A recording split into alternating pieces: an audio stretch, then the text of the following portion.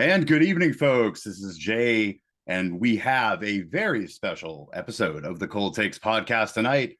We have our special guest, Emily from Orbalology. How are you doing tonight, Emily? Wonderful. Glad to be back. Good deal. Yeah, this is your second appearance, I believe, on the podcast. So, First video appearance. so why don't you, But in can't they? case somehow there's someone who doesn't know who you are and what you do, why don't you tell the folks a little bit about yourself? Sure. So my channel is called Orbalology, and I like to focus mostly on video game collecting and just talking about my journey through playing games and collecting them. Good deal. Good deal. Yeah. So, little backstory on this. Actually, Emily was one of like the first like gaming YouTubers that I really started following.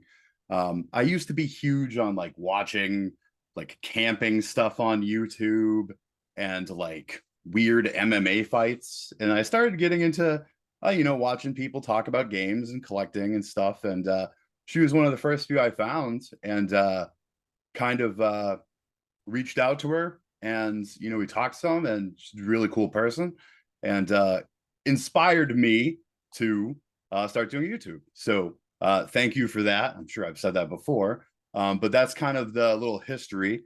And then we've met a ton of cool people, and we have some awesome communities going in the collecting scenes and RPG scenes that we're all part of. So it's pretty neat to have her on the show. And so we're going to get right to it. And the first thing I'd like to talk about is games that we have played this year that have been really good and that we've enjoyed, and kind of mutually. And what's the first game that comes to your mind when you think of something you really enjoyed this year? Well, the first thing is one that we both enjoyed, which is Fire Emblem Engage. That came out right at the beginning of the year. So I had to refresh actually before this episode because it's been since like February since I played it. Yep. But it's a really good entry that I enjoyed. I know it's very divisive, especially in the community and people who came from three houses, but it's a lot of fun. It completely drives me crazy that there is such divisiveness in it, because it's one of the games I'd probably put it up there with like Elden Ring from the last couple of years that really, really like viscerally excited me and got me to play like every minute of every day. And to hear people downing it for various reasons really gets to me. So what were your overall impressions? Whether it's comparatively to the other ones you've played or just standalone, like what are your impressions of the game? Overall, I think this was sort of the revival of the Fire Emblem combat system, and they introduced a lot of cool new twists with having the heroes come back and the different ring abilities. So that was a lot of fun to experiment with. When it comes to all the characters, I do like the variety, and some were more interesting than others. And I guess story-wise is I think where most of the divisiveness is. And overall, I enjoyed it. So there are some parts where I could see where people would be a little bit disappointed in. But overall, I think it's just a fun Fire Emblem game, and it sort of brought back all the 3DS Fire Emblem games, which is where I started. So it was kind of nice to have that cycle back. Rather than Engage, which still a title I haven't done all the routes for. It's a little bit laborious. Yeah, for sure. So how many hours do you think you put into that game? Say around 45. Nice. Like it is much shorter than Three Houses, but I think what it brought to the table was very nice and tight, which I appreciated. And you don't have to go back from the beginning and replay things to get a different route or something. And there's also a lot of replayability because I actually only really played around with maybe half the characters. And so I feel like with another playthrough, I could focus on the other characters and learn more about them. For sure. It my biggest thing is, and you would kind of touch on it a little bit, is that I think the game never was going to get a fair shake, because there are so many people during that like pandemic time those couple of years that were big into gaming that weren't necessarily before. So they maybe didn't play Sacred Stones or Awakening. And their first experience with a storied franchise was Three Houses.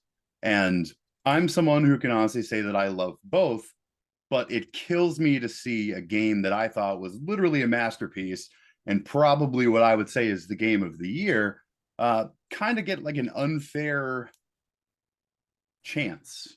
It just drives me crazy. I don't think that they're games that should be compared. It's kind of like when someone Two different things. compares Breath of the Wild or Tears of the Kingdom to older Zelda games. I don't see the comparison because they're not really the same type of game. And they weren't set out to be such.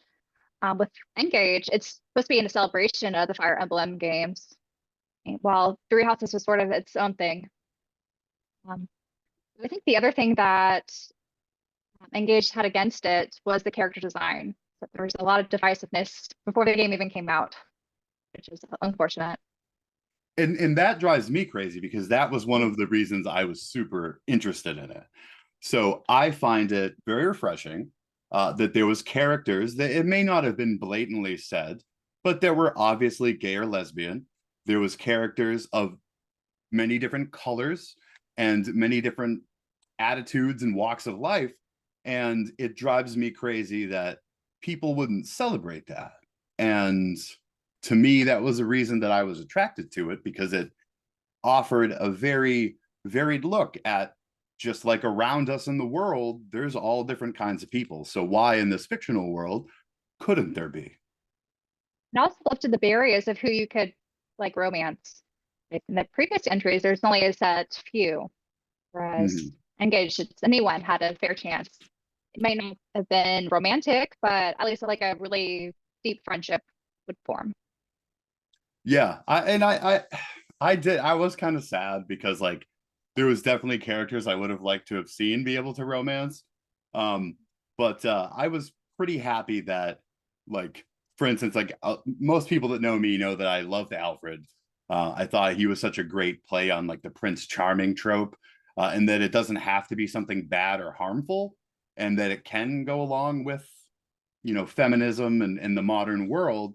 And I love that he was very it didn't matter if you were male or the female Alier, you could romance him. And that one seemed like it was legitimate either way. Like he was definitely like I went through and sat there and reloaded my save and gave the ring to like all the different people to see what it would do. And he was my first and definitely my favorite out of all of them. And everyone knows that I'm like a huge proponent of male Byleth and male Alier, so I did not play the female. And it was like I teared up. And especially warning spoilers, like at the end in the epilogue, like his was one of the first ones that comes on the screen, and it was sad. Like I don't know if you remember that, but I was Vaguely. like, oh no, no.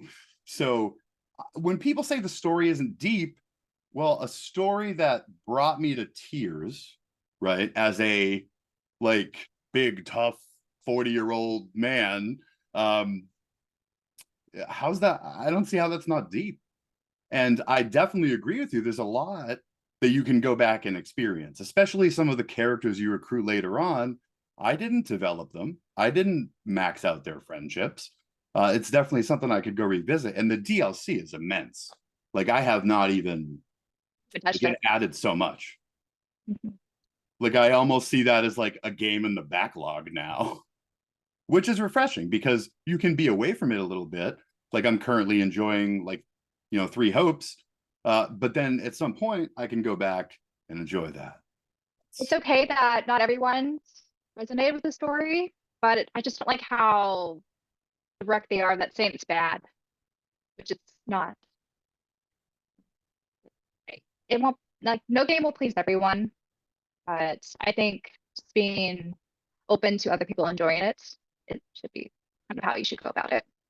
Absolutely.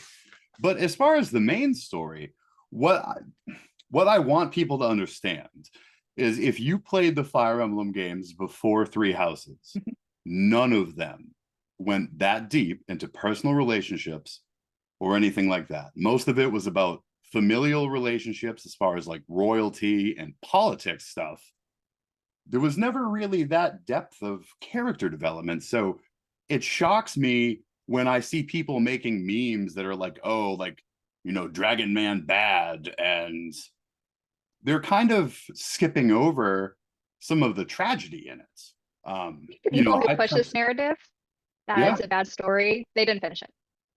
They yeah, just did the absolutely. first like hour and yeah, went off. And that usually is the people that are the loudest detractors of a Yeah. game or a franchise, is people that are like, oh, I don't like this. And it's terrible, but you didn't experience it. Because just, they say Dragon Man bad. The story that happened in Illusia is deeply tragic if you play through the game. And especially if you're willing to see things through people that started on the other side's point of view. And like it's not really spoilers, everyone knows the story. um their father turned into a monster, and they had to watch their loved ones and him and their kingdom crumble before them, and they had to betray him to join you to stop the damn world from being destroyed. How is that Yeah. not deep? A lot of sacrifices were made. It's sad that people underappreciate that. Yeah, for sure. So what else you got? What else did you enjoy so far? There have been so many games this year. But the highlights for me were definitely the Xenoblade 3 Future Redeem DLC. That was amazing. So And what are your thoughts on that? I think it just concluded the game so well.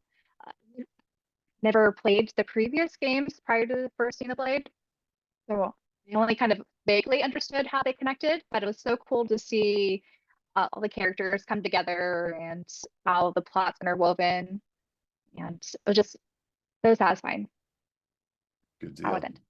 Now, I didn't play the DLC, but I definitely enjoyed the base game. Um, and again, I seem to really like the darker sides of things, and that game did a tremendous job of exploring it with some really beautiful scenes, even just right in the beginning. Um, Now, I'm not as Being fresh to me. familiar with that community, but did that game also have a lot of detractors, or were people more or less happy with it? Compared to Xenoblade 2, I think most people agreed that 3 was great. Well, that's good. At least there isn't that noise on the side when you're trying to enjoy it. Yeah, it's silly what some people bring up about the second game. Yeah. Um, but yeah, it was so heartbreaking, the ending for the third game. I don't usually cry at the end of games, but that was one that brought tears to my eyes. Wow. Mhm. I did. I don't think you ever You haven't told even me been that. to there yet, so you need to push through and do it. I mean, it's already pretty Recommendation. sad halfway through the game. I can't, You know? it can get worse. Yes. Wow. Yeah, I would say that it definitely excelled with character development, because even in the first couple of hours, you're already in love with multiple of the characters, and you feel like a deep sense of grief for the situation they're in. Yeah, I think the game handled this side quest and the different hero quests just so well, which how much more depth each of the characters were shown and all their struggles and how they worked through them. Yeah, and like I said, if you have not played that game, um, some of the like I didn't get nearly as far as she has into the DLC and all that, but there are definitely some heartbreaking scenes. So if you like the tugging on the heartstrings type of deal, that will do it. If you like deep character development, that will do it. And if you like having your heart broken by what happens to those characters, that will do it. So would you say you enjoyed that more than Fire Emblem Engage? Yeah, sorry. Yeah. I enjoyed mostly Fire Emblem Engage for the strategy combat. I liked the characters; they're quirky, but I think story-wise, definitely Xenoblade 3 and Future Redeemed hit me harder. And you personally hold that in higher esteem than the prior entries, including Torna? Um, it's hard for me to rank the Xenoblade games. I think because the first game was my first experience, that still is kind of at the top for me. Mm-hmm. Just how that story impacted me and the new way how to play like a JRPG. Um, and I still love the second Xenoblade game. I think character-wise, those impacted me a bit more than the others. But three, I think, is just the most solid title, and it definitely refined the formula and brought more to it. So did the first or second game make you cry? No, but it was close. The third game's ending, though, definitely tears. Good deal. So any other standouts for you this year? Yeah. Um, One of my most anticipated games was Trails to Azure. That's the second of the Crossbell duology in the Kaseki Trails series. And so Mm. it wrapped up that arc, kind of, or rather, it helped transition to the rest of the Cold Steel games. And then those will be wrapped up in Reverie, which I haven't gotten to yet. It was So really nice to revisit Crossbell, those characters, and kind of understand more what was happening on that side of the battle when it comes to that world. Because I played Cold Steel before that, so I knew what was happening on that side of the border, and just a little bit of what happened in Crossbow without seeing it. So it was cool to witness that firsthand. so does that make you excited for moving forward and kind of wrapping up the overarching story? Definitely. Actually, I want to replay Cold Steel 3 and 4 before I get to Reverie to refresh and really just, soak in what happens in Reverie and the new arc that's coming. I don't know when that's going to be localized, but eventually. That is quite a time investment. It is. That is well worth it. It's definitely one of my favorite series, and I just love all the characters and how everything's interconnected and builds off each other. So what kind of time investment is that exactly? Those games on average are probably how long? They're over 40 hours each. It Some of the games with like this turbo modes you can get through quicker. Mhm. And then some of the later games without the turbo modes could be like easily 80 hours.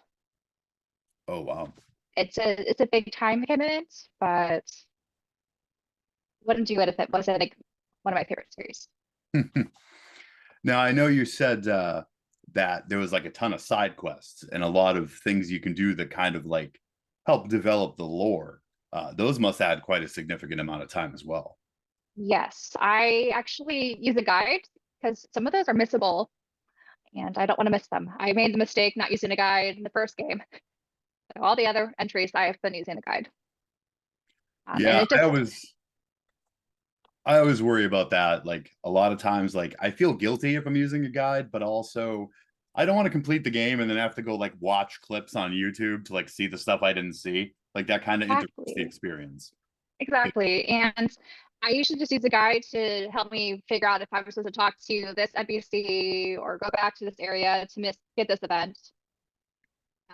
And if I get stuck on a boss, the nice thing with Trails is you can I guess whenever you're defeated in battle, they'll ask you to if you want to retry it or if you want to try it at a lower level. So it's very approachable Have you and ever it had doesn't to really waste your time. have you ever had to lower the difficulty? Of course, I don't really care. Like I know there are people who play Nightmare mode, which is really hard. So think of Fire Emblem Lunatic mode, which I think it's great to have that option. It's just doesn't appeal to me because they're more for the characters and story than just a very strategic battle and trying to min-max everything. Yeah. I never really liked those like super almost artificial difficulty modes because like one of my main genres has always been the Muso games, and when you play those on the highest difficulty, you literally can only beat them by cheesing it. Like I remember most of the Dynasty Warriors games, they'd have like a combination of like a flute and a harp that could stun lock enemies, and that would really be the only viable way to get through the highest difficulties. And I'm like, that's not fun if you're not using the characters as they're intended. So a lot of times I feel like that doesn't really add to the experience, but I'm sure there are people that like the challenge. But I agree, I've never been for that. The thing is that we have so many games we want to play and so little time. I think it's something that could be fun if you have a very limited number of games and you want to replay them and try to challenge yourself. But that doesn't really appeal to me at this point. Yeah, and it's also about where you're at in life. Like Mhm. when you are 30, 40 years old, and you have a career and significant obligations, we don't have the time that we had when we were like 20 or 18 years old. So there may be some young kids that can just tear through these things. I don't have the time for it anymore. Yeah, when I was a kid, I was limited to like 5 games at a time. So I would replay things. But there's some people who are less interested in having a wide variety of games under their plate. They just want to master a specific game, which is fine. It's just not my style. Yeah, agreed completely. All right, so let's go on to what we're looking forward to coming up this year. So, what is your tablet of things that you are looking forward to? Well, just talking about Trails, I'm really excited for the spin-off, which plays more like an Ease game. Actually don't know too much about the story. It's called The Legend of Nayuta Boundless Trails. And so I kind of want to go into it blind and just see how it goes. Interesting. So you won't use a guide for that? The guide on the side, but I don't think there's going to be a ton of like missable quests and things. Usually the Ease games aren't like that, but in case this one is, I'll have the guide on the side. So, what's another game that you're looking forward to? Well, I've been hearing good things about Sea of Stars. They just released all the Metacritic scores. But I'm probably not going to play that until the physical comes out next year. Yeah, Are you excited for that one?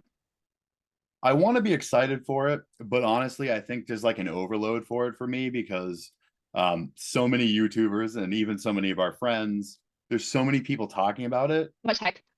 I'm kind of like already done with it. That's fair. Also, I want to play Chrono Trigger before I actually play that game. It got like halfway through Chrono Trigger years ago, so I want to revisit that and then kind of compare it to Sea of Stars. So that's going to be a while before I probably get to it. Yeah, because you also are playing all the other games over again in the Exactly. Trail series. Yes. My time is very. I keep my. The thing is, I keep adding games to my backlog without really finishing them. The problem, but it's when it accepted. Sometimes I think about it, and when a game comes out that isn't something I have to like immediately play, it's to the point where I'm like, we're talking like 2 years out on the waiting list here. Like Yep. it's getting pretty crazy. Yep. And I wait for the sales. That's a smart thing to do because I don't know how many times I've looked back at like the shelves in my collection and been like, that's still sealed. I paid full price for that on day one, and now it's worth $15. That's what happens. And there's some games eventually they come around, but they're usually the more niche games. So if I were to buy out a game without having or any intention of playing it anytime soon, it's going to be like an NIS America title or something that's very niche. I know Yeah. will be very low print run and unlikely to get reprints. Yeah, and you do like a lot of the cool like collector's editions and stuff. Like, unless it's something Those are I'm my like super favorites. excited And for. those are games I want to play immediately. Right. So, how often do you double dip? I've been trying to just restrict myself to just Falcon games. It's the only one I'm going to allow myself to double dip with a few exceptions. So I have a That's couple other games I double dipped on, but I'm looking into selling like I'm gonna call it the inferior version, but like the version that's not fully on the disc or the cart. that kind of collecting perspective. Yeah, I try to only do it when there's specifically a sale that is worth it to the point where like I would do it out of convenience. Mm. So if there's a game that's maybe a That little bit too. older and it's normally like 20 or $30 now and they have it for like $4, I may grab that so I don't have to dig it off the shelf whenever I want to play it or something like that. But yeah, otherwise like digital games, no thanks. Can't do it. It's against Yeah. my ethos. Yeah, I have a couple on my Switch, but it's convenient for traveling, so you don't have to travel with your games. Mhm. But that's kind of my only use case for right now. Good times. So is there any other ones you're looking forward to? I have Rune Factory 3 pre-ordered. I want to get the nice archival kind of, or whatever they call it, the special edition. Now, what are they doing to that? Is that being remastered or are they remaking? Like, what is the deal there? So they're making it just like Rune Factory 4 Special. So they're taking the old 3DS game and remaking it and look like what they did for Rune Factory 4. Nice. I think Good there's deal. probably going to be some quality of life improvements too. I never played the original, but I really loved 4. I tried to love 5. Didn't revisit it. I got a little annoyed with some of the bugs early on that I was waiting to be patched out that never were. But Yeah, eventually I'll get back to it and probably fall in love. Allie had got me into playing 5 for a little bit, and I was definitely on the same page as you. Like, I was kind of like, for the series that this is in and the developers of it, this looks a little rough. So I was Ones a they've little announced in the underwhelmed. future sound really cool. Like the ones that will be taking place in the East, and I think Burn Factory 6, what they teased in the Exceed Marvelous show. They look neat. So I hope they get the graphics down a bit better. Good deal. So, are you big on any of these like huge releases that are coming out? Like, are you like a big Bethesda person? Are you excited for what we have coming out? No way Starfield to on your play radar? Starfield. So no. No, you don't think you'll play it at all? I'll live vicariously, people, but I don't think I'll get to it anytime soon. I don't have an Xbox and I don't have a PC that'll play it. Yeah, yeah. Like it seems like it's going to be a technological marvel. I'm sure it'll have the classic Bethesda bugs, but I guess it's something that really never interests me. Everyone's like, "Oh, Fallout in space," and I'm like, space. I'd rather play Sci-fi Star stuff every now Ocean. and then. I think Star But I Ocean think is that's a little better, you know? refreshing. Yeah. So what about Star Ocean? Are you excited for that? Tentatively, I'm still a little weirded out by the pixel art and the 3D environments. Uh-oh. I thought it looked You know, great. it's something about it. I don't know. It looks a little off-putting to me. That's something I might get more used to if I play it. And I hear that's the best entry in the Star Ocean series. So I'm glad that they remade it and made it more accessible for new players. I'm gonna have to go back and look at it. Like maybe I didn't look close enough. Maybe it'll creep me out too.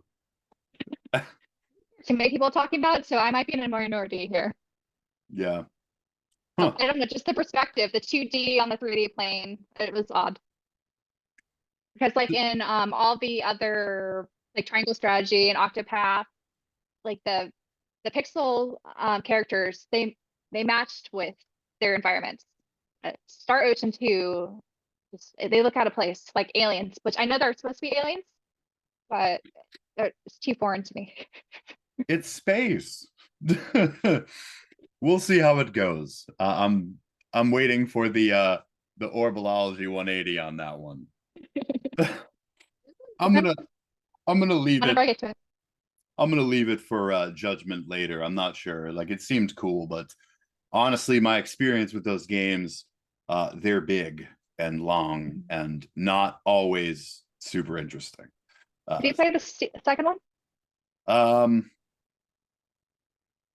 I always lose track of which one's which too. Is that the faithlessness and no I think they just called it Star Ocean 2 R something. R? Okay, no, I don't. I think I played the original, and then I played the one that was on PS3 Integrity, and Is that the one that everyone was disappointed in? it was. Yeah. It was, and I think that might have soured me some on it. But like honestly, it's so not memorable that like if you were to ask me what happened in it, I don't know. Yeah, I think that was the consensus. I was like, I can't give you a plot synopsis or anything. So I know that when I was young, like my brother, that was his obsession, and like mine was Final Fantasy. Like when we were that age, mine was Final Fantasy VII and Tactics and Final Fantasy VIII, and he loved Star Ocean. And I'd watch him play, and I'm like, I don't know, maybe it doesn't do it for me. Well, But maybe this won't be the 180 for you too. it could be. It could be. So to wrap up the first part of the podcast here, when we're talking about 2023, what would you say is probably the most hours you've put into a game so far this year? Hours. Fantasy 16. I did 50 something hours. Nice. Good deal. And real quick, what did you think about that? A little mixed. While I was playing it, I was really into it and super sucked in, despite some of the kind of annoying quirks about it. But at the end, it left me empty. Yeah, I know And it that. definitely contributed to my game fatigue, game burnout. So I I know wasn't playing games for like a few weeks. Brandon had said the same thing. Like he said the ending was not bad, but Soul like crushing for me. yeah, a little hard to. I don't see how something can be soul crushing. No, the whole game is soul crushing. The thing The is, game's I about like it's appropriate because the whole environment was dark and everything like bad was happening to these characters and they had to fight through it. And so you're kind of hoping with the hero's journey, there'll be something nice at the end. But it wasn't. there is yeah, It's very disappointing. there is not always a light at the end of the tunnel. No, no. All right, so It could be interpreted that way, but that's not how I interpret it. it's open to interpretation. A little bit. Oh, okay. Well, I might have to check it out. Um, I knew a couple people who actually got kind of tired of the gameplay and actually watched people finish it for the story. Hand fatigue for sure. There's lots of mashing. So I would view that kind of as like an indictment, at least from my point of view, that You if can someone's like, change it so you can make it more story focused than combat focused. I was playing on the combat focused one. That gets a little repetitive. So there's some cool abilities that come in at the end or throughout this journey. So like the first few hours, it's very the same, but then you build up your skills and stuff like an RPG. see, the couple people that I had talked to that specifically were talking about that were basically playing it on like the easy mode with the rings and the accessories. The health And ranks, yeah. their sentiment was if I'm just going to mash buttons and that's what I'm already doing, I might as well just watch it on YouTube. Like I felt the combat was fun at times. It felt like I had to encounter a mini boss after a mini boss. And so I don't like that type of gameplay, or I'm not really used to it. So that was a little bit interesting. I didn't play with the support accessories except where the dog kind of acted on its own. I didn't want to control two characters at once. But, yeah. So definitely not the Orbalology game of the year, though. No, it's very, I don't say middling, but I'll give it a 7 out of 10. Did you like it better than Final Fantasy 15? I didn't play 15. Okay. That's on my list. I did Only not played like 12 that. out of all the Final Fantasies. I would tell you to just skip 15, but I know you won't I won't listen. try it.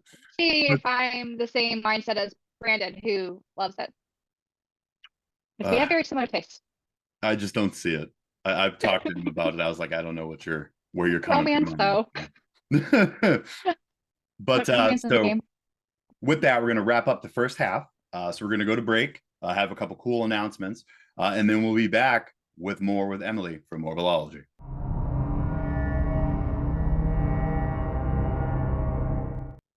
And we are back for the second half of the Cold Takes podcast with Emily from Orbalology. You still hanging in there? Yes, yes. So I realized I forgot to talk about one other very exciting game I played this year, and that is Rise of 3. It's the conclusion to the Rise of trilogy, and I feel like it wrapped up the series so well, and definitely scratched that itch for the very relaxed JRPG experience with the kind of hunting, hunter gathering aspects and crafting all in one. Good deal. So interesting story with that. So during all the hype of that coming out, I was getting excited for it too.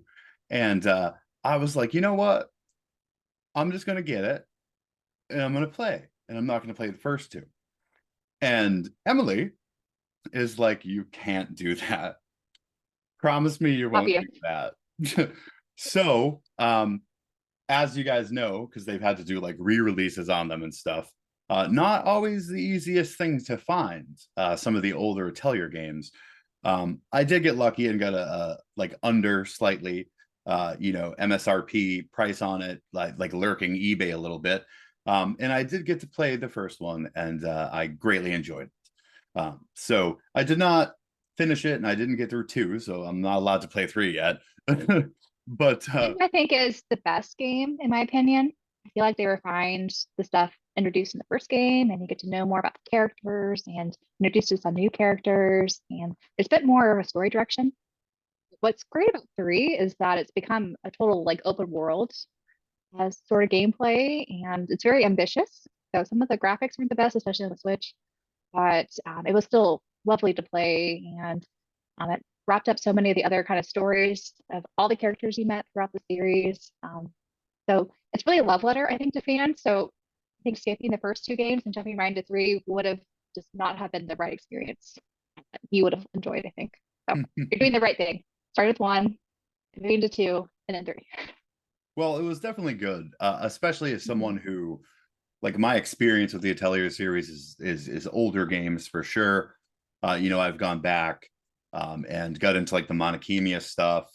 I did Iris, You're and gonna do Marie? so I've seen a couple of our friends' reviews on it, and I'm not overly impressed. It's very basic, the formula they use. And if you don't use the time constraints, it's a little too easy, which is what I did. I binged it for 6 hours. I finished everything. There are 7 different endings, depending on usually where you end off and when the time stops. But I kind of did everything except some of the character events. I think I only did like half of them since I only finished the game. But it's a very simple experience, and you have to kind of appreciate the simplicity of it rather than the more ambitious what the Atelier or modern Atelier games are like now. Yeah, like I got kind of like spoiled by like the humor and Mhm. um kind of almost silliness that they There's had a in, certain charm. Yeah. like, Iris was super heavy in it. Like all the tutorials were hilarious. We had streamed it. It was really, really fun to play through. And as far as the mainline series, I had got started with Rorona, Totori, and Maruru. And those had a lot of humor and in a very different style of gameplay because it was still very closed as far as the time constraints. Mhm. So I think that I would be let down by Marie. I think that it would probably be, like you said, too simple. I don't know if it would be fulfilling. I certainly don't know if, Yeah, the character interactions, there were some funny moments. Like I think the humor is still there, definitely. And there's still charm to it. It's just much more simplified. So I don't think the characters get enough of a chance to really kind of bond together, if you know what I mean. It's more of on a superficial level they get to know each other. yeah. So I think that might be a catch it when it's on sale type of deal. Yeah, well, it'd be a little hard if you want physical, since Play Asia doesn't always do sales, especially for the exclusive physical games that Asia has. You might luck out. Or you We might be able to scoop something up like in the States here, someone reselling it because they're disappointed in the game. yeah. It wasn't what they expected. we've we've gone over my fear of online purchasing and collecting. So I think there's some games kind of right from the beginning that I know I'm probably not going to have physically, and I'm okay And with you that. miss out on some gems like a Choco Cross. So like I'm still like in the comfort zone of like eBay and like eBay only, which is where the scalpers live, It's unfortunately. worth that you pay a premium for the imports. Yeah, for sure. Um, but You should at least try Video Games Plus and see how shocking the Canada is. yeah, no, It's the same continent. you speak very highly of them, and a couple of our other friends do. Been Um, disappointed yet. I That's just my remember opinion. I got as far as like the cart one time, and that's as far as I got. But we're working on it. What's So nice about them is you don't have to pay sales tax. that's It's a lot true. cheaper. Also, the CAD to USD is much cheaper, especially right now. So you get games a lot cheaper and Good buy deal. it through GameStop. Good deal. But GameStop is fun and I can hold it. You'll eventually hold it when it comes in the mail, like a present. Yeah, that's Really. true. But like today, you had posted one of the games you had ordered. Like it came in and the cover was all like dark and dreary looking. And did you get that one from Every VG? time. Oh, that one, the, got that one through Play Asia. So I limited run games have the exclusive North American edition that I missed out on. You could still buy the Japanese version or the Asian English version. So it you have to know what you're getting into, of course, when you order a game. I knew what I was getting into. I knew what the cover looked like. I just didn't know the regional code would be in the corner there. That's why I posted about that earlier. Oh, okay. Good deal. So maybe I'll get there eventually. But yeah, that was Well, slowly but definitely surely, hopefully, baby steps. it was definitely cool to get into Ryza. And you definitely got me excited for that. And I probably not would not have gone and explored Ryza 1. So that was pretty cool. But there has been a lot of news recently that's definitely caused some discourse online. And that would be the cavalcade of products that Sony just vomited out onto the internet. So obviously, we're talking about the PlayStation Portal and the accessories, I guess you'd call them, that go with it. Uh, what are your thoughts on this? I feel like it's a cop out for Sony to kind of be in the handheld market, but not fully commit. I think the price point is probably decent for what it is. I'm gonna wait for reviews and see how the streaming actually works in different Wi-Fi conditions. But I did hear that you could actually like remote play if your PlayStation's like on sleep mode at your home and you go somewhere else that has a Wi-Fi connection, you can play remotely there, which is I think that's cool. But I don't know if it's a device for me personally. I mean, that sounds like it would be pretty interesting. And Yeah, I I'm just curious how well it works because cloud gaming and things, there's so many issues with that. I just worry it's not going to work well. I mean, that's true. And I think that a lot of that is dependent on every individual person's setup. You know, if you have lightning fast internet and an incredible router, that might be okay.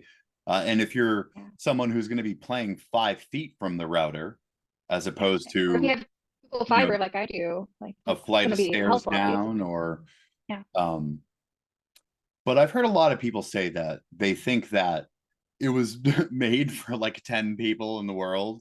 Um, honestly, as far as the portal, I think I might be one of those people because I'm very averse to my PlayStation 4 and my PS5 as gaming devices. My personal setup, I have my PS4 Pro hooked up to the television for my entertainment. That's where I watch all of you on YouTube. That's where I watch all my streaming services. In the PS5, I bought it when it came out and I played a couple games on it. And um, other than like Elden Ring and my baseball game that I used to play yearly, it really hasn't got a lot of play.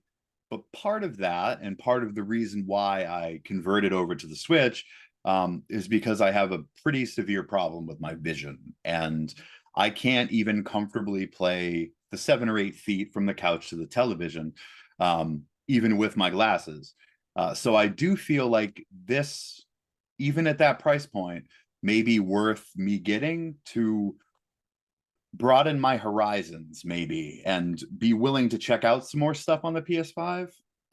It would be really cool if later on down the line they somehow add functionality to use the cloud or to use the PS Plus service. There's no announcement for that yet. So the kind of verdict is out on whether that could happen or not. But it may be worth checking out. I know in our personal discussions about it, you had suggested the Backbone. Um, and the only problem with that is, just like I mean, you do the same thing as people that are super active on social media. Um, I'm going to have so many text messages and DMs and notifications coming up that I don't know that that's really compatible. I mean, I could use You can my work. silence those for like when you're playing. Yeah, but It's what if up to you. really important happens? Most of my notifications are on mute on my phone. Like, what if some great game announcement happens, or like a fight A news YouTuber, so I'm okay. a fight breaks out in my Discord or something. Like, I don't know what'll happen. But I did consider using my work phone.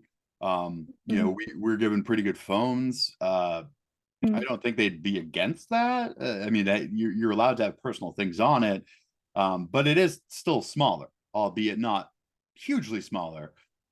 So, I mean, I'm probably in a position where I could try out both. But I definitely have Even said the that. backbone's gonna be discounted too once the portable's out. That is definitely a good point because they're definitely Yeah. going to want to try to take advantage of that window, um, for sure. Mhm. But I Because will not it's like double the pursue. price of the backbone, the new one. So I Yeah, think there's going to see a price drop at least. I will not pursue the portal if there's any kind of secondary market action on it, though. Like if I can't get it initially and people are scalping it, I don't think it's worth that. I'm not going to pay $300 or $400 for something like that, just like I wouldn't if that was their MSRP. So, but what do you think about the headphones and the earbuds that come with it and how those work? I haven't looked that closely. It's just I don't like the idea you have to have a proprietary device again to play it. Just like what we had with the Vita with the memory cards. I think that's a misstep, major misstep. Completely agree. Funny. And like you said, it's going back in time. And it seems like not just Sony, I think all of the companies are guilty of it. But so often we seem to be retreading these mistakes. And History's repeating itself. there's an old saying that a mistake made more than once is a choice. And I don't think we can write it off as a business mistake anymore. I think it's obvious that a lot of these companies, and I'm not giving Nintendo a free pass, they do it too. They have Yeah, their issues pre- too. predatory business practices. That is literally the definition of predatory business practices. They know there are Sony ponies that will pay for that because they have to. And that is evil. Yeah, I find it very egregious too. Yeah, and it would be And if they different want to also. compete too with the different companies right now, like Nintendo is probably the biggest company that's, kind of dominating the market right now. And I feel like Sony and Microsoft are kind of just getting by. We need to see some, I think, more consumer, you know, friendly movement to kind of help shift the tides a bit. I completely agree because I'm in the mindset that Nintendo is not actually a consumer friendly company either.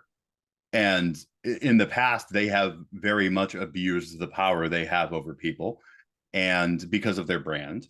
And you're absolutely right. If Microsoft or Sony would do something revolutionary that was pro consumer, then they could finally maybe start to take some market share back, but Mhm. they're losing and they're making loser decisions. I don't expect anything different at this point. So, will I buy the Portal? I might because of the disability I have with my vision, but I will hell no, never, ever, ever buy ridiculous, gaudy $100 or $200 proprietary audio equipment for anything. Do they say if it's compatible with the actual PS5 or is it only for the handheld? I I haven't looked think at it that closely. they can be used with that because I think that Sony Link thing will be part of that. Uh, I They used did to say they'll be, open up to second or third parties eventually, but who knows what that means. and there's always the possibility that maybe someone will, be able to hack and Mhm. get, because there's a lot of people like I went and watched a whole bunch of tech videos on it because this is interesting stuff. Yeah. And there's a lot of people saying that they think that we'll see that the Bluetooth functionality is within the machine and it has been deactivated. So if that's the How case, else do those headphones work? Yeah, yeah, the headphones are still. right. Like I don't think they developed a new way to do it. I'm pretty sure it's just the same technology. And someone's going to figure out how to get around it so you can use your $20 Target or Walmart Yeah. earbuds to Do listen. you think, yeah, that this might be the new hacked, Vita scene we might be seeing eventually? Someone's gonna, you know, get past whatever they have, and it'll be the new handheld mod I just think it was from a a huge, gaming perspective. yeah, I just think it was a huge missed opportunity though, because there is a call inside of the Sony fandom and outside of it for a devoted handheld device. Yeah, And look at the Steam Deck right now and the Asus Ally. Like, I think with the Switch becoming so popular and prominent, it's kind of bringing handheld gaming back, a bit more HD focused. So I think Sony, like, they were very much ahead of the times with the Vita.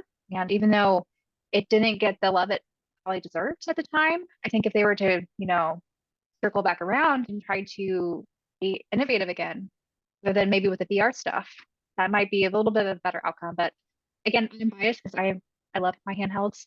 So I would love to see another devoted handheld that has exclusive games and whatnot, but I'm just a little disappointed with what they're offering right now.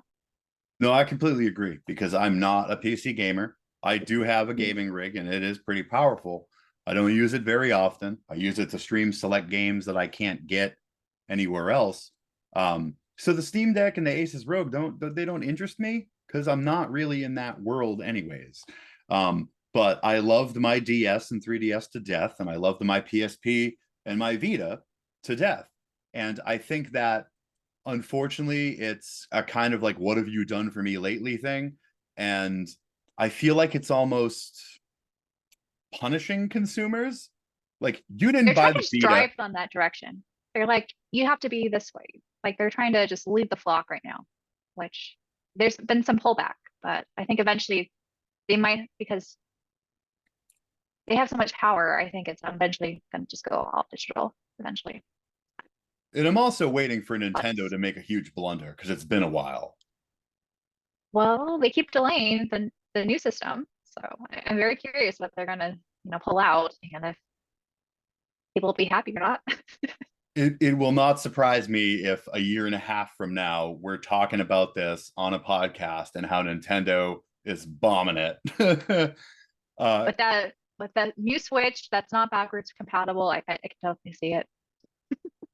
yeah, I mean, I think that like what you just said, if they actually made it not physically backwards compatible, I think there are many gamers like me and you and a lot of our friends and followers that would just play the Switch and not put the money or the time into the new console. Not for years. Like it took a while for me to actually get a Switch. Like even though it was great at the time, it's like I'm very slow to adopt. And then I only just recently got the PS5, even though that's had no kind of exclusive hardware or software. But yeah, um, I think there's so many choices now that we don't have to get the latest and greatest right away. Absolutely. Yeah, I'm really concerned with what Nintendo will do, but we'll see. We'll see. But I think that Sony did not go into that handheld market again because, like I said, I almost feel like it's punishment. You didn't buy the Vita, you didn't buy the PSP. The PSP did better than the Vita, but we gave you these two revolutionary things, and you chose not to partake. And so So now we're there just is gonna some put blame. dip a toe in. That's much as we're gonna commit now. We'll There see what there is happens. some blame though. I mean, I Yeah. adopted both of them heartily. And the people who didn't and are saying, hey, it's not fair that Sony's not giving us a handheld. Well, you didn't support them before, so I don't know. So it's kind of like a weird situation. I hope that this thing is somewhat useful. Like realistically, where I'm at financially, I'll buy it. I can afford it. If it's junk, I'll go trade it in for half its value and move on. I think most people won't You do definitely have a those, use case that's worth testing out. but most I people might won't do do that too because I like my handhelds. So if it really is that great, I don't really like the PS5 controller. I feel like it's uncomfortable. it. It does And look I just don't like weird. how the screen's attached to it. It just looks so funny. I can imagine getting that out of the box and like turning it on, and I grip the controller too hard and it just breaks apart. Yeah, I don't know how fragile this thing's gonna be. Yeah, like it doesn't look like it would survive a drop. No. And I think it's unfortunate they didn't go with like an OLED screen, which I'm sure would drive up the price, of course. But if the LCD screen's kind of, not great, that'll be disappointing too. Yeah, for sure. So, what's the verdict? Are you going to buy it or not? I'm gonna hold off and see if I get it on sale. And I'm going to be a sucker and buy it, and people can make fun of me in the comments. That's fine. Give me a video on it. Say why you like it. Yeah, maybe I'll have like a And if viral you get video. the backbone too, you can compare them. Yeah, maybe I'll have a viral video being the only idiot that supports the portal. Oh, okay, so um that's that. And we are going on to the always fun lightning round. Now, if you have watched the prior podcast, Emily's already answered all of the video game questions I could think of. So we're going to go on to the more personal stuff, like your favorite foods and all that. So basically, I'm kind of following the same questions for all the guests because most of them have been on before and we've heard their video game takes, dislikes, and likes. So we're going to talk about some other stuff. All right. So you ready, Emily? I'm ready. Ready to spill the beans? We'll see. All right. So what is your favorite food? My favorite food is probably barbecue. Really love tri-tip and brisket and pulled pork. Very much a meat person. Good deal. Barbecue is a great choice. I definitely do like barbecue. My All right. go-to, that or Thai food. So what is It your can't be favorite specific item of barbecue? a good tri-tip. Good deal. That's I what I don't grew even know up what with. that is. What is that? It's a London broil except with a dry rub, and it's a specialty of like California does. I do love London broil. That's the only steak I'll eat. That's the same cut of meat. They do usually like a yeah, dry seasoning and put it on the barbecue pit, fire it up, and then you slice it. And you can or like you don't if it's smoked well enough, you don't necessarily need barbecue sauce, but I love barbecue sauce, always put it on. Yeah, see, I've always been a huge London broil fan. The tougher and saltier a meat is, it's more flavor. Yeah, When I see people good eating cut. all these like falls off the bone filet mignon, it tastes like what you flavored it with. There's no Yeah, a actual lot of them taste there, too much fat, which I don't really like. I for think sure. it just detracts from the flavor of the smoke and meat. Absolutely. So that's a great choice. Good one there. All right. So, what is your favorite fast food establishment? My go-to is Five Guys, Five bougie burger. Guys. They That's are the best. because there's not a lot of fast food restaurants that have a barbecue burger. And with the barbecue theme, I like my barbecue sauce. So That's you can build any actually, sort of burger you want there, and then I like their fries. it's actually the reason I go there. Yeah, Is that that's the only place you can get A1 on a burger yeah, that's not like a steakhouse. yeah, it's true. So that's pretty cool. And they're like giant buckets of fries. Like that helps. Yeah, yeah, and I'm a they huge actually fry taste eater. good usually, and they're not overly salty. Good deal. So can you do like a big triple or are you going for like a smaller one? Like what do you usually order? Usually go for the little burger and then just pile it on with toppings like grilled onions, mushrooms, sometimes jalapenos, Good pickles, deal. whatever I'm feeling. And then I always ask for double barbecue sauce because just asking for one barbecue sauce is not enough. And what kind of cheese are you putting on that? Um, Usually avoid fast food chain cheeses because I like sharp cheddar, and they Nice. tend to just go with the more melty American cheese, which isn't my favorite. Good deal. Good deal. All right. So, what is your favorite non-pet animal? Probably foxes. I like foxes a lot, which is probably why my favorite Pokemon's Vulpix. Nice. Nice. That is cool. Foxes are definitely awesome. They're pretty cool. There's so many different varieties too. What's your favorite variety of fox? I don't know what my favorite variety is. Um, Guess the winter foxes are cool, Yeah, those but Arctic I ones are always like pretty. how they're depicted in mythology too, like especially in Asia. So you must have loved the Alolan Vulpix. Yes, That I was like have a the little white, like plush of that variety. nice. Good deal. All right. So who is your favorite actor? Really sure who my favorite actor is. If I had to choose, Viggo Mortensen from he played Aragorn from Lord of the Rings and a few other things. Really good. Good deal. All right. So in the same scope, what is your favorite non-animated film? On aim and um, well, if we go by how many times I rewatched things, did you know what my favorite is? I watched the Lord of the Rings trilogy so many times, and so The Return of the King was my favorite of all those. I had to choose something else, probably The Princess Bride.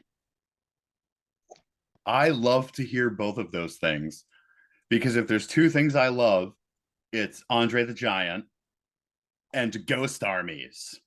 Yes, The Ghost Army is my favorite fantasy it's a thing great scene. ever. It's a I remember, like, I had read the book, so I was already familiar with it, but like when I saw that scene of them just overrunning the battlefield, I was literally like screeching. It was incredible. I loved It it. was so good. Yeah, that came out when I was in middle school, like eighth grade. I actually went to it for my whatever year birthday that came out. That's That awesome. was a great birthday party for me.